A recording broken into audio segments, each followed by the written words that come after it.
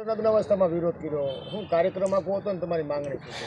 અહીંના અમરેલીના પ્રતિનિધિ જે રહી ચૂક્યા છે 3 ટર્મ સુધી, નારાયણ કાછડિયાભાઈ, તો એમની સામે 2020થી મારી રજૂઆત હતી કે એના બંગલો આવ્યો છે સર્વે નંબર 503ની અંદર, અને એને લાગુ જમીન ગૌસરની જમીન 334 પૈકી 5માં તેઓએ દબાણ કર્યું છે, અને દબાણ હટાવવા માટે નામદાર હાઈકોર્ટે 39/2020ના આદેશથી કોર્ટે હુકમ કરેલો હતો કે આ દબાણ દૂર કરવું, પણ અત્યાર સુધી માત્ર કાગળ ઉપર દબાણ દૂર થયું છે. વાસ્તવિક રૂપે ત્યાં મીડિયાના લોકોને આપણે જઈએ તો ત્યાં આંબા, રાવણા જેવા ફળાવ ઝાડ છે, ને સિઝનલ ઝાડની અંદર જ્યારે ફળો આવે ત્યારે આજુબાજુના નાના બાળકને પણ અડવા દેતા નથી. માત્ર નારાયણભાઈ કાછડિયાના બંગલામાંથી આ આંબાની કેરી એ પરિવાર ખાય છે, એ રાવણા ખાય છે. એની સામે મારો વિરોધ હતો કે આ અમરેલીના નાગરિક, નાનામાં નાનો માણસ એ આંબાના ફળ ખાય આવતી સિઝનમાં, એ માટે દબાણ હટાવવા માટેનો મારો પ્રશ્ન હતો.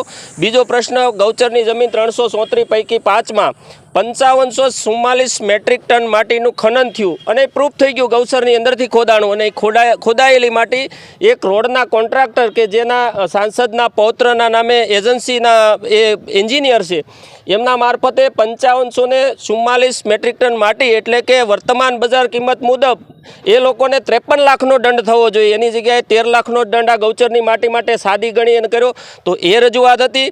ત્રીજી રજૂઆત એ હતી કે અમરેલીથી ભોજલિયા હનુમાન સુધીનો જે 1566 મીટર રોડની અંદર લોખંડ નાખવામાં નહોતું આવ્યું, અને 15,000 કિલો લોખંડ નાખ્યું છે, એવા બિલો લઈ લેવામાં આવ્યા હતા. એમની તપાસ માટેની મારી અરજી હતી. ચોથી બાબત એ હતી કે Mahuva Jetpur national highway number 351 જે બનવાનો છે 4 ટ્રેક, એની અંદર નારાયણ કાછડિયાભાઈની જમીન રાતોરાત બિનખેતી કરી દેવામાં આવી, બીજા ખેડૂતોને અવગણવામાં આવ્યા. જ્યાં એલામેન્ટ ચેન્જ કરવાની જરૂરિયાત નહોતી એવા ઓળિયા વગેરે ગામના ખેડૂતોને અન્યાય કરવામાં આવ્યો. એ અન્યાય સામેનો મારો અવાજ ઉઠાવવા માટે મેં આજ રોજ અર્ધનગ્ન હાલતમાં આ આંદોલન કર્યું હતું, અને કલેક્ટરશ્રી દ્વારા મને આજે લેખિતમાં આ બાબતે થોડા દિવસોમાં કાર્યવાહી કરવાનું જણાવેલ હોવાથી અમે 7 દિવસ સુધી આ અમારો કાર્યક્રમ અત્યારે મોકૂફ રાખીએ છીએ. આટલા પૂરતેથી અમે આવનારા દિવસોમાં, હવે જ્યારે 7 દિવસમાં પગલાં ભરવામાં નહીં આવે તો નેશનલ હાઈવેના લાગુ તમામ ખેડૂતોને સાથે લઈ અને ગૌચરની જમીન બાબતે આ જિલ્લાના તમામ માલધારીઓને સાથે લઈને, જે ગૌચરની ગાયોની જમીન, એટલે કે અત્યારના લાંબી સાળવાળા રાજકારણીયાના બાપને નથી આપેલી, એ રજવાડાઓએ દાન આપેલી જમીન છે, ને એની અંદર જ્યારે ખનન થતું હોય ત્યારે સાદી માટી કેવી રીતે ગણવામાં આવે?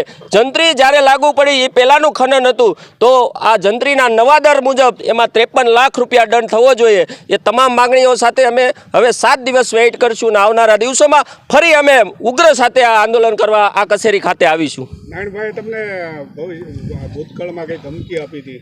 હા, એ તો એનો સ્વભાવ છે. નારાયણ કાછડિયા એટલે કે એ જૂઠો રાજનેતા છે, ને એ ધમકી આપે તો અમારે કંઈ પણ હોય નહીં, પણ છતાં પણ મેં પોલીસને આ બાબતે લેખિત આપ્યું છે. પોલીસ એની તપાસ કરી રહી છે, અને અપેક્ષા રાખું કે પોલીસ પણ આ માટે મારી ફરિયાદ નોંધી અને એની સામે પગલાં લે. બીજું કે મારો એ પણ આક્ષેપ હતો કે નારાયણ કાછડિયા લેટરકાંડ જે અમરેલીની અંદર સગ્યો છે એના મૂળિયા સુધી સરકાર જાય તો ચોક્કસપણે આ કરનાર ભૂંડા કામ પૂર્વ સાંસદશ્રીના જ છે.